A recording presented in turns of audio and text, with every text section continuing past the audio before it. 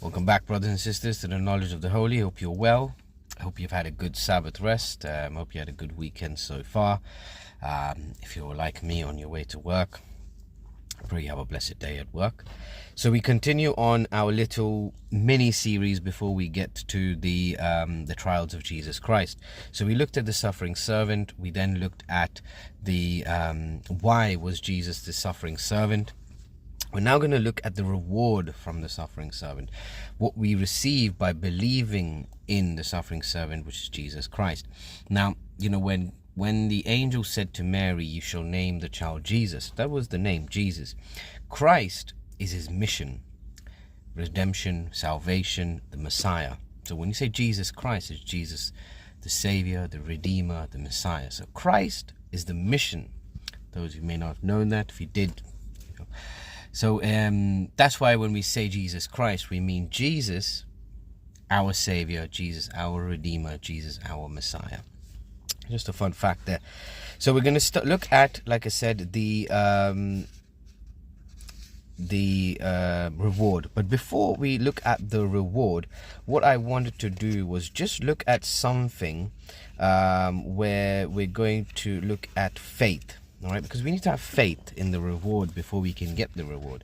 So if we go to Hebrews 11, I'm not reading this, I'm going to paraphrase this, so please read for full context, okay?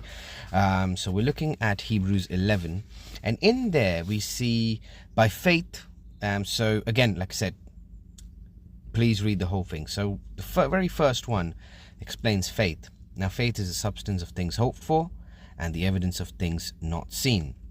So it is in faith that we have trust and belief in an invisible God. Okay, but the image of the invisible God was in Jesus Christ, and we beheld that when he came to this earth. Okay, and then when we continue, you see that, you know, by faith Abel offered unto God a more excellent sacrifice.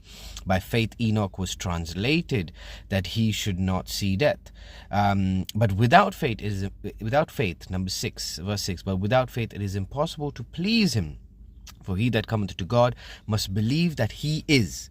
Right? So again, you need that faith. And even Jesus Christ said to Thomas, when doubting Thomas, and he said to Thomas, "You believe because you see me." And he said, "Blessed are they that believe and have not seen, because they live by faith." Okay. We also read in the Bible, I think it's 2 Corinthians 5:7. For we walk by faith, not by sight. Okay, so faith is important here.